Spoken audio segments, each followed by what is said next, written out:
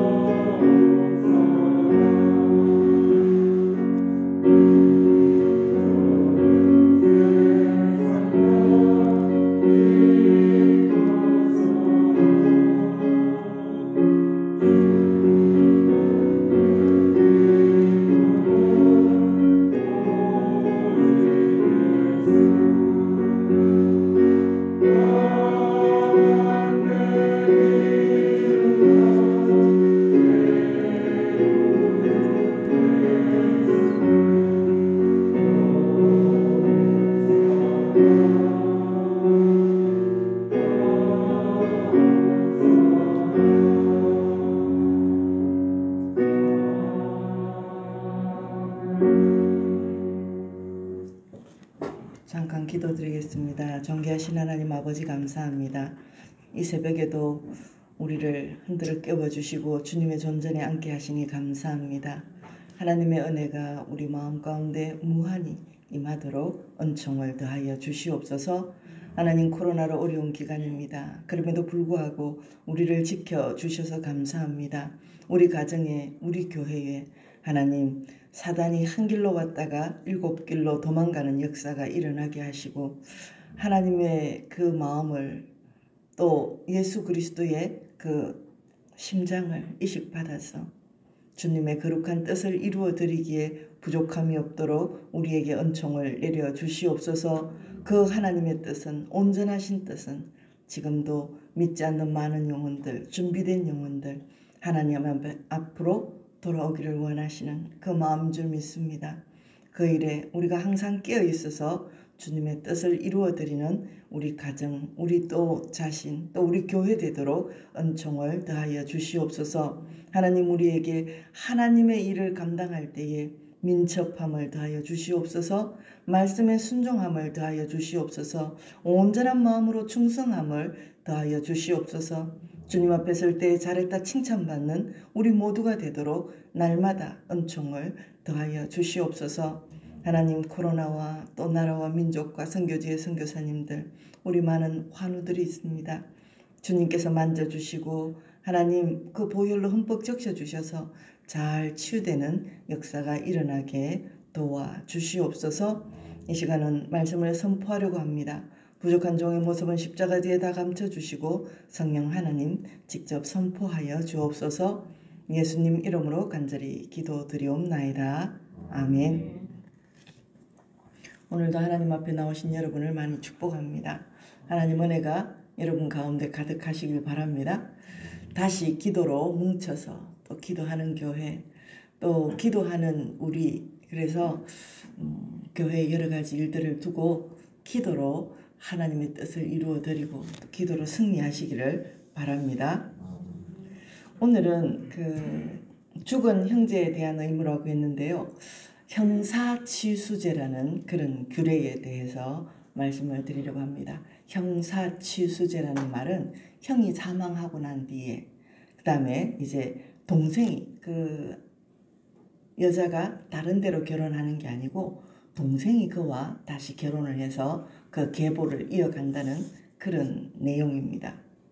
성경에 나오는 이 형사취수제를 우리 지금 현대법에는 적용할 수가 없습니다.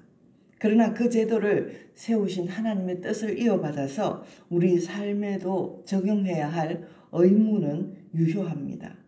그래서 형사취수제에 담겨 있는 하나님의 뜻을 한번 생각해 보겠습니다.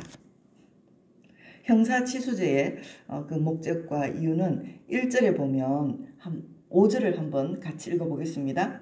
형제들이 함께 사는데 그중 하나가 죽고 아들이 없거든 그 죽은 자의 아내는 나가서 타인에게 시집가지 말 것이요 그의 남편의 형제가 그에게로 들어가서 그를 맞이하여 아내로 삼아 그의 남편의 형제된 의무를 그에게 다 행할 것이요. 아멘.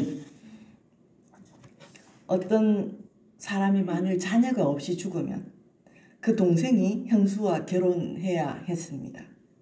이러한 관습은 오래전부터 있었던 것인데 모세 율법에 명문화된 것입니다.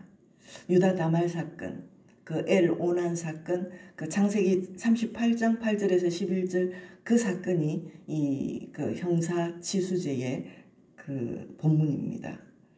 오늘날 문화와 상식으로는 받아들이기 힘든 규정이지만 그 당시에는 그만한 이유가 있었습니다.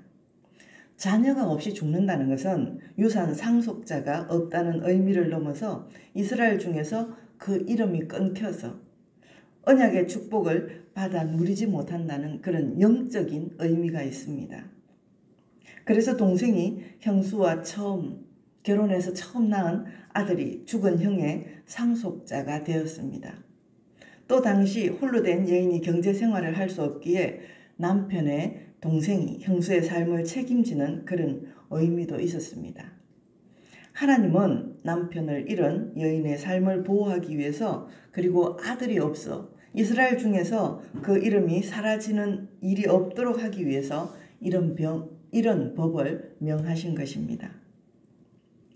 형사취수제의 선택은 하나님이 형사취수제를 명하셨으나 이 규정은 무조건 따라야 하는 의무사항은 아닙니다. 만일 그 동생이 어떠한 이유에서든지 책임을 감당하기 싫으면 정해진 규례와 절차에 따라서 거부할 수도 있습니다. 이 말은 여기 7절을 또 같이 한번 읽어보겠습니다.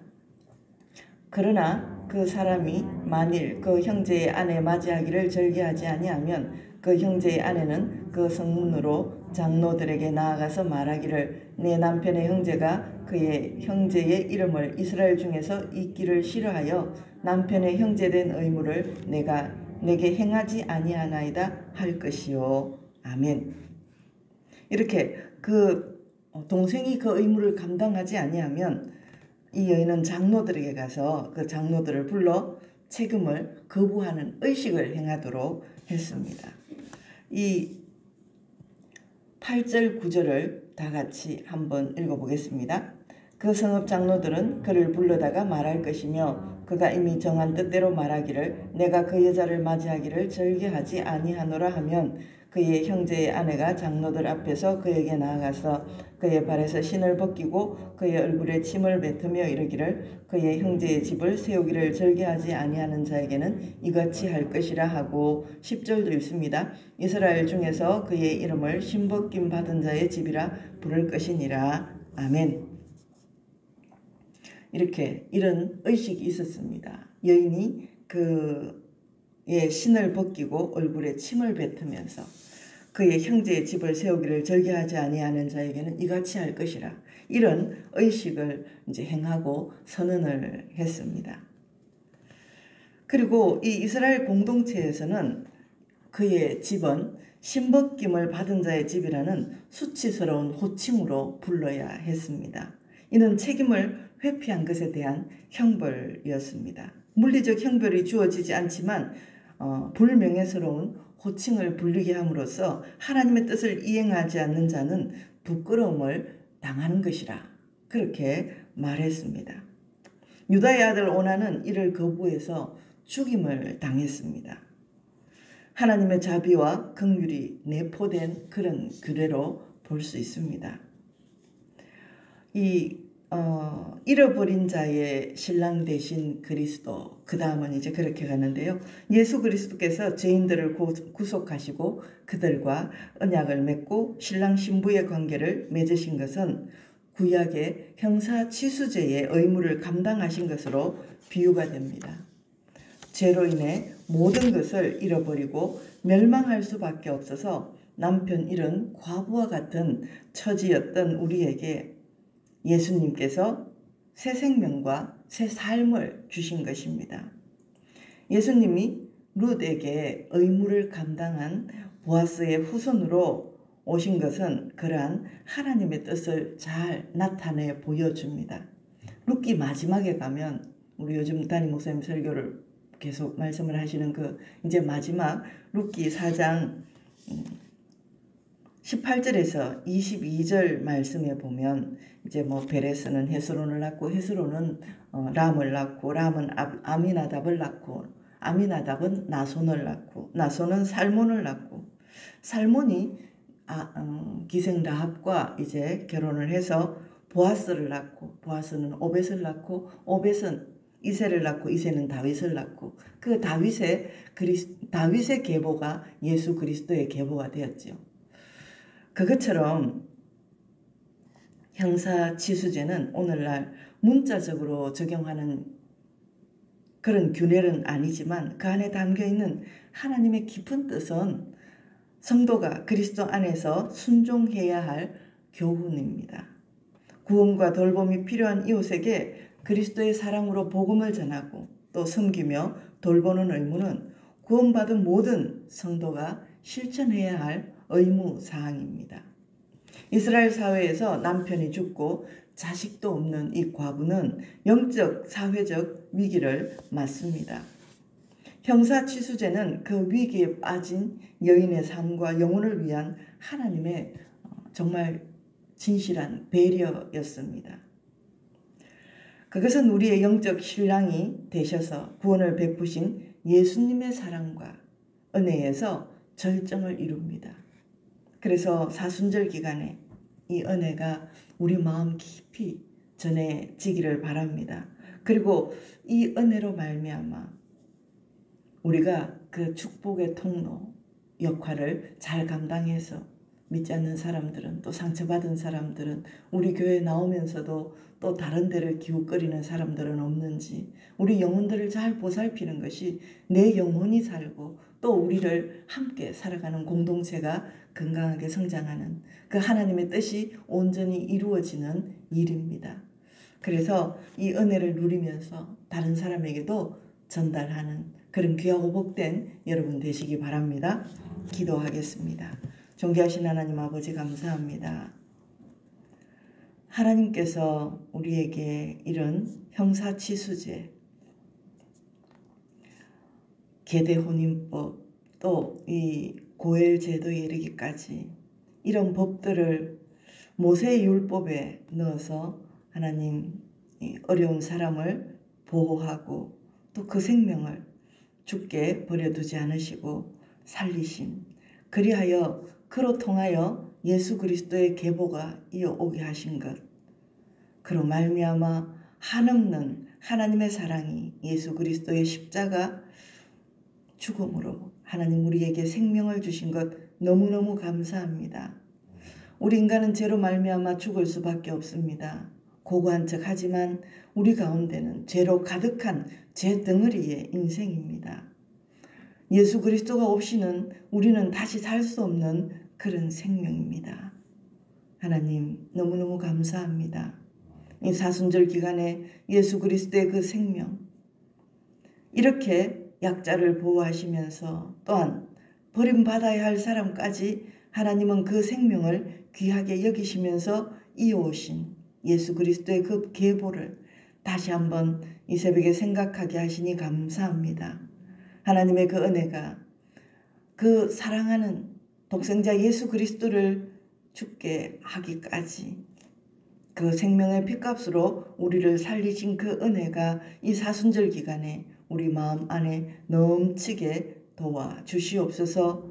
그 풍성한 생명으로 말미암아 나만 사는 것이 아니라 우리 주변에, 우리 구역에, 또한 아버지 하나님 우리 가족 중에, 이웃 중에 믿지 않는 자들도 돌아보는 그런 놀라운 은혜가 있도록 하나님 역사하시고 축복하여 주시옵소서.